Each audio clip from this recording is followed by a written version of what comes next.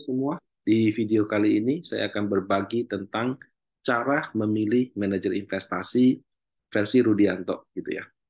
Nah, kalau reksadana saya ibaratkan dengan masakan, manajer investasi itu kita bisa analogikan sebagai tukang masak, koki ya. Kalau di luar negeri sebutannya chef gitu ya.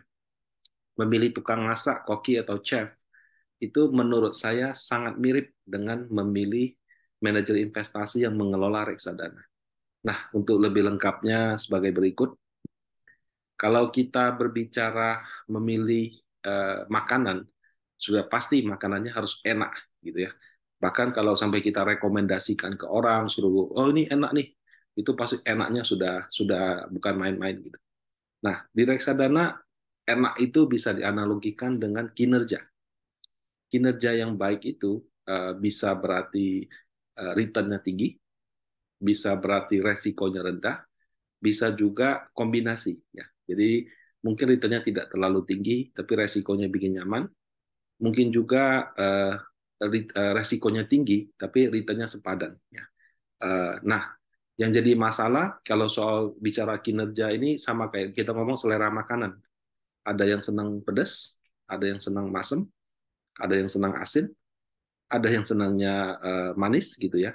Nah, karena selera orang berbeda-beda, penilaian atas kinerja itu juga kadang-kadang bisa amat berbeda. Kalau dari pengalaman saya berinteraksi dengan nasabah, biasanya kinerja itu sangat tergantung kepada pengalaman dia sendiri. Ya, jadi bisa aja dua orang beli reksadana yang sama, yang satu misalnya cost averaging, satu lagi dia coba untuk timing, tapi somehow timingnya mungkin nggak terlalu bagus waktunya, masuknya di level yang agak tinggi. Nah, yang masuk di level agak tinggi itu, kalau misalnya dia merasa nyangkutnya kelamaan, dia kan bilang makanan ini tidak enak gitu. Sementara kalau yang cost averaging, dia masuk terus, tidak peduli tinggi atau rendah, dan kebetulan harga beli rata-ratanya rendah, dia kan bilang makanan ini enak. Kenapa? Karena dia merasa untung di situ. Ya, jadi kadang-kadang penilaian atas kinerja itu bisa objektif, kita bandingkan waktu yang sama, tapi pada prakteknya banyak yang subjektif. Orang membandingkannya pada saat dia sendiri beli, karena kalau berdasarkan penilaian kan itu sudah masa lalu, belum tentu terjadi di dia. Nah, itu adalah analogi kalau di reksadana itu enak ya, itu adalah seperti kinerjanya yang baik. Nah, kemudian faktor yang terpenting kedua, mungkin bukan terpenting kedua lah, yang sama pentingnya juga ya, itu adalah tempatnya ramai. Ya.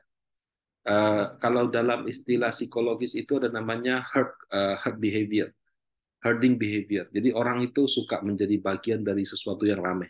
Di mana itu tempat tuh ramai, ya saya juga pengen ikutan gitu ya. Nah, makanan juga sama. Makanannya belum tentu enak, tapi yang makan situ banyak. Ya udah saya ikutan join deh.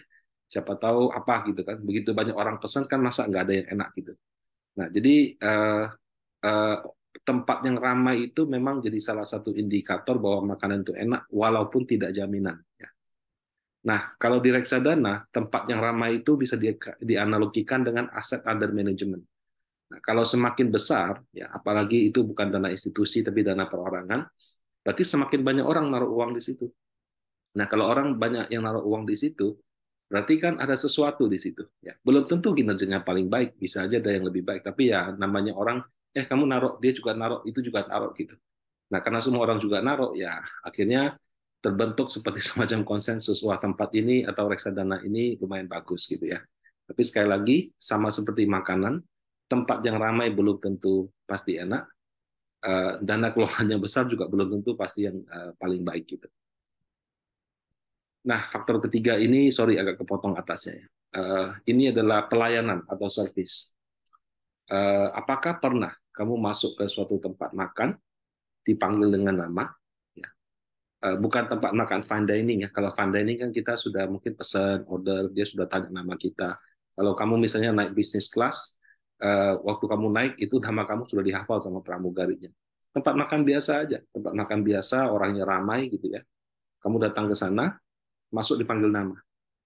Nah, kemudian sudah bukan panggil nama lagi. Bapak pesan yang ini kan, sama ya porsinya ya. Nah, uh, diingat seperti itu merupakan suatu pengalaman yang sangat menyenangkan bagi setiap orang. Jadi kalau misalnya sudah seperti itu, kemungkinan sangat besar dia akan mengulangi makan di situ. Kenapa ya? Rasa oke, ya tempat rame, boleh sepi, boleh rame. Tapi karena servisnya yang amat bagus, orang terkesan, orang bisa makan di situ, bahkan ajak rame-rame orang ke situ kalau lihat tempatnya sepi. Nah, kalau di reksadana sebenarnya juga sama, Bapak Ibu. Kalau ini saya analogikan dengan pengalaman nasabah berinteraksi dengan selling agent yang perorangan. Nah, eh, pengalaman oleh selling agent ini juga paling susah diukur ya. Kalau reksadana kan masih bisa dilihat oh NAV-nya, selisih returnnya, risk-nya bagaimana gitu. AUM-nya besar atau kecil dibandingkan. Bagaimana kita membandingkan servis? Membandingkan servis ada yang mungkin melihat dari yang paling basic. Waktu saya datang orang ini jelaskan dengan lengkap nggak? Sesuai aturan nggak? Biasanya kalau investor pemula dia suka komplainnya, Pak, kan kamu bilang di apa IG atau di mana bilang prospektusnya boleh 100.000. Kok si marketingnya bilang sama saya 20 juta minimal? Nah, itu biasanya orang awam suka bandingkan. Kemudian orang juga melihat marketing ini waktu kasih rekomendasi ke saya, ya, ke nasabah, cuma mau duitnya atau dia memikirkan yang terbaik untuk nasabah. Ya bisa saja semua orang mengatakan ya ini demi untuk ini demi untuk itu. Tapi ya ketulusan hati biasanya itu akan kelihatan. Tapi tentu ya tulus tetap ada unsur komersialnya ya karena marketing kan juga butuh komisi, dia juga butuh gaji juga. Jadi memberikan rekomendasi reksadana itu biasanya akan dirasakan tulus kalau misalnya dia menanyakan dulu kebutuhan nasabahnya, tujuannya apa, profilnya seperti apa, pengalaman-pengalaman dalam berinteraksi investasi sebelumnya bagaimana, dan kemudian dia jelaskan produknya seperti ini, kira-kira yang cocok untuk Anda ini karena itu, misalnya seperti itu. Nah, jadi itu yang mungkin basic ya, basic to intermediate lah. Nah, kalau yang levelnya lebih tinggi, itu mungkin sudah timing recommendation-nya. Jadi misalnya, wah ini waktunya bagus nih kita masuk gitu. Ini sudah profit nih Pak atau Bu, ini sudah bisa kita ambil karena untungnya sudah misalnya 3 kalinya deposito, 4 kalinya deposito. Gitu. Nah, kemudian di level yang lebih tinggi lagi, saya pernah berinteraksi dengan beberapa top sales di bidang keuangan. Yang diurusin itu sudah bukan sekedar produknya itu, sampai pada level-level yang sifatnya pribadi ya, yang mungkin tidak berkaitan dengan perusahaan, mulai dari pajak, mulai dari urusan rumah tangga, perbaiki printer, carikan jodoh untuk anaknya gitu ya, sampai sampai apa namanya beresin beresin kalau dia kena panggilan pajak kita yang bantu urusin dia punya surat-surat gitu, dan bermacam-macam ya. Kemudian mungkin dikunjungi sama pimpinannya, ngomong dengan baik, menghormati orangnya. Nah, itu semua aspek pelayanan. Nah, kalau di Indonesia biasanya semakin banyak duitnya, faktor ini yang paling penting. Nah, kenapa? Karena kalau orang yang kaya itu pilihannya sudah banyak. Dia bisa ketemu produk dari banyak tempat gitu. Dan karena produknya juga ya bedanya juga 11-12, kadang-kadang pelayanan ini yang memberikan penentuan. Jadi kalau misalnya sangat bagus sekali, itu bisa tinggi nilai plusnya. Nah, kemudian tempat gitu ya. Nah, tempat kan gini, ada yang senang makannya di tempat yang Instagramable atau TikTokable. Jadi kalau dibikin rekaman, wah backgroundnya bagus, mewah, fine dining seperti itu. Ada juga yang kalau makan yang praktis adalah ada yang terjangkau aja deh, dekat, harganya pas gitu ya. Nah kalau di reksadana tempat ini bisa dianalogikan sebagai kamu beli dari institusi besar, beli dari bank, dari sekuritas, atau kamu beli dari aplikasi fintech yang tanpa tatap muka seperti itu. Minimumnya dari 10.000, daftarnya gampang. Mana yang lebih baik? Relatif Bapak Ibu. Ya. Kalau anak muda kan senangnya, wah ini daftarnya gampang, produknya lengkap, bandingannya enak, grafiknya cantik. Jadi kayak orang bisa DIY, do it yourself, melakukan perbandingan gitu. Ada juga yang senangnya menjadi prioritas daripada institusi. Ya, contoh aja kan kalau kita lihat di kasus-kasus yang penipuan yang terjadi, oh bayar sekian langsung jadi prioritas BCA. Mau banyak orang. Jadi yang duitnya kurang ya atau mungkin belum mencapai minimumnya prioritas BCA, tapi demi prioritasnya BCA itu sampai sampai kepengen bayar supaya dia bisa naik grade ke situ. Kemudian ada orang ya bisa naik pesawat yang LCC, low cost carrier gitu ya. Tapi ya naik Garuda, naik Batik, atau bahkan naik business class ke luar negeri, naik yang mungkin lebih mahal lagi, Singapore Airlines, Qatar Airlines gitu, juga lakukan. Orang lakukan kenapa? Karena orang butuh prestis. Ya, jadi tempat itu relatif. Ya. Ada yang mungkin senangnya yang tempatnya punya prestise, ya prestis tersendiri. Ada juga yang penting gampang di handphone seperti itu. Ya. Nah, kemudian yang pertama kan tadi makanannya enak. Yang kedua tempatnya ramai. Tempatnya ramai itu yang makanan enak itu kan kinerja tempatnya ramai dan kelolaan. Kemudian yang ketiga servis ya, pengalaman berhubungan dengan orang. Kemudian yang keempat tempatnya gitu ya, prestis apa enggak atau mudah apa tidak gitu. Nah tentu yang kelima ini harganya sesuai kantong gitu kan. Kalau sekali makan habisnya 3 juta, 4 juta, atau 5 juta, tapi ternyata kurang enak, dagingnya alot, itu kan jadi review di TikTok gitu ya. Nah, jadi membeli reksadana juga ibaratnya ada harga ya. Harga itu ya fee-nya, biaya transaksinya. Ada orang yang maunya fee-nya 0%, karena dia merasa dia bisa do it yourself sendirian. Dia bisa pilih produk, dia bisa apa sendiri. Fine. Belilah lewat aplikasi, karena di aplikasi banyak yang 0%. Dan kan aplikasi juga terus terang tidak banyak memberikan nilai tambah. Mereka hanya memberikan rekomendasi berdasarkan yang returnnya paling tinggi. Jadi memang unsur edukasi nasabahnya agak kurang kalau yang di aplikasi-aplikasi. Nah, kalau misalkan yang senangnya dilayanin, ya dikasih advice-nya bagus, bisa diskusi dengan atasan. Nah, yang seperti itu biasanya di prioritas ya, di prioritas perbankan, sekuritas sekarang juga bikin prioritas. Nah, itu suka tidak suka akan ada fee-nya gitu ya. Nah, ada orang yang merasa fee itu worth it. Dia bahkan bersedia bayar fee maksimal. Ada juga orang yang maunya murah ya.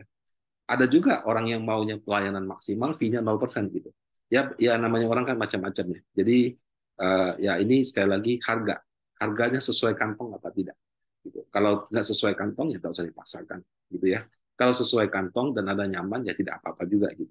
Karena memilih reksadana itu ya, 5 aspek yang saya sebut ini tidak ada yang paling dominan. Ada yang mungkin lebih mementingkan di servis, ada yang lebih mementingkan di kinerja, ada yang institusi, dana keluarga, dana apa, dia lebih suka dana kelolaan besar. Ya, jadi macam-macam. Orang bisa memutuskan berdasarkan preferensi dia sendiri. Nah, yang saya sebut tadi itu ada yang bisa diukur, ada yang bisa dirasakan. Nah, tapi kita harus akui juga sekarang ada banyak, bukan banyak, adalah MI-MI yang mungkin manajer investasi yang dalam menjalankan prakteknya tidak GCG, tidak good corporate governance. Akhirnya apa? Kena kasus, berurusan di pengadilan, kemudian reputasinya juga tercoreng segala macam gitu ya. Nah, kalau di restoran tuh ibaratnya gini, dagingnya enak gitu ya, tapi tahu dari mana ini benar daging sapi premium? Jangan-jangan dia pakai daging sapinya yang kelas 3, kemudian dikasih bumbu yang banyak sehingga terasanya itu seperti premium. Dari mana kita tahu bahan bakunya paling fresh? Dari mana kita tahu dia nggak pakai penglaris gitu kan?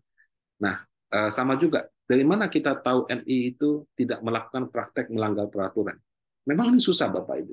Siapa yang ngaku maling kalau nggak ketangkap basah? Sudah ketangkap basah aja masih masih bisa banding di pengadilan.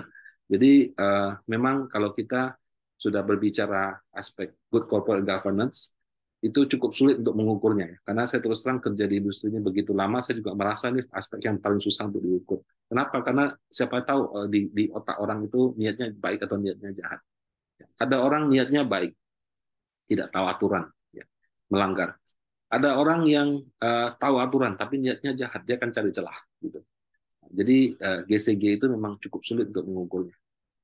Nah, kalau menurut saya gitu ya, eh, bagaimana untuk tahu chef itu GCG-nya bagus apa tidak, atau koki dah gitu ya, bagus apa tidak, berani nggak dia makan makanan dia sendiri? Ya.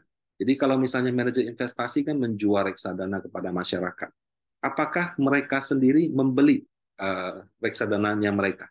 Apakah karyawan-karyawan mereka juga membeli reksadana tempat kerja mereka?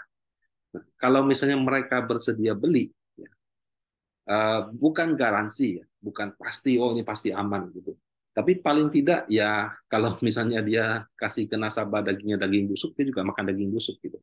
Nah, jadi menurut saya resiko terhadap good corporate governance itu maksudnya resiko pelanggaran good corporate governance menjadi lebih kecil kalau misalnya kokinya sendiri juga berani memakan makanannya dia sendiri. Nah, sekarang dari mana kita bisa tahu informasi tersebut? Itu yang juga jadi challenge baru lagi gitu. Nah, kalau misalnya dari sisi peraturan regulasi, memang tidak ada kewajiban bagi manajer investasi untuk mendisklose laporan keuangannya. Ya, jadi memang belum ada. Manajer investasi tidak wajib disclose. Nah, tapi kalau misalkan ada perusahaan manajer investasi yang TBK, atau kebetulan induknya TBK, contoh kayak tempat kerja saya sekarang kan Panin Asset Management, induknya Panin Sekuritas, dan dia itu TBK gitu. Nah, itu di laporan keuangannya bisa dilihat gitu. Nah, ini contoh ya, saya ambil laporan keuangan Panin Sekuritas September 2022. Di halaman catatan laporan keuangannya, bagian portfolio efek, nah ini disebutkan, atas nama PT Panin Sekuritas, itu punya reksadana Maksima 160 miliar, unggulan 34 miliar, Ultima 58 miliar, bersama plus 52, Prima 19, Liquid 50, Teladan 124 M. Nah, kemudian atas nama entitas anak, yaitu Panin Asset Management sebagai fund manajernya, juga punya reksadana. Wah, ini banyak sekali ya, karena di anak kan semuanya dia beli juga unggulan bersama plus, berkala, seterusnya, seterusnya, seterusnya gitu. Bahkan yang dolar juga punya. Totalnya 860 miliar. Jadi bisa dikatakan Panin Sekuritas dan Panin Asset Management yang mengelola reksadana ya, bersama induknya itu membeli reksadana yang dikelola sendiri sampai dengan 860 M. Nah, kalau secara ratio ya, kebetulan kan saya juga kerja di Panin Asset Management. Bisa dikatakan dari total aset Panin Asset Management, sekitar 90%-nya kita investasikan di reksadana kita sendiri. Jadi setiap kali ada keuntungan dari perusahaan, ya kita pakai, kita reinvestasi. Jadi kita beli terus reksadana kita. Nah, kemudian untuk beberapa reward karyawan itu juga kita berikan dalam bentuk reksadana. Jadi bisa dikatakan apa yang kami masak ya kami makan juga gitu. Nah, kalau Anda pernah belajar tentang reksadana di luar negeri, ada lembaga namanya Morningstar. Mereka menyebutnya dengan istilah fund manager who eat their own cookings. Nah, apakah kalau manajer investasi berani makan makanan yang dia masak sendiri, itu pasti kinerjanya bagus? Belum tentu. Ya.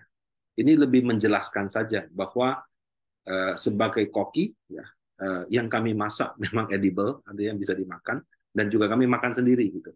Nah, tentu saja sekali lagi tentang rasa atau kinerja gitu ya, tempat, pelayanan, kemudian kualitas ambience-nya apa, tempatnya prestis apa enggak, dan kemudian biaya itu relatif ya. Ada yang nilainya oke, ada nilainya juga tidak. Tapi apapun itu pada dasarnya perusahaan juga berani membeli makanan yang dia masak sendiri, sehingga ya kami juga punya komitmen jangka panjang terhadap investasi tersebut.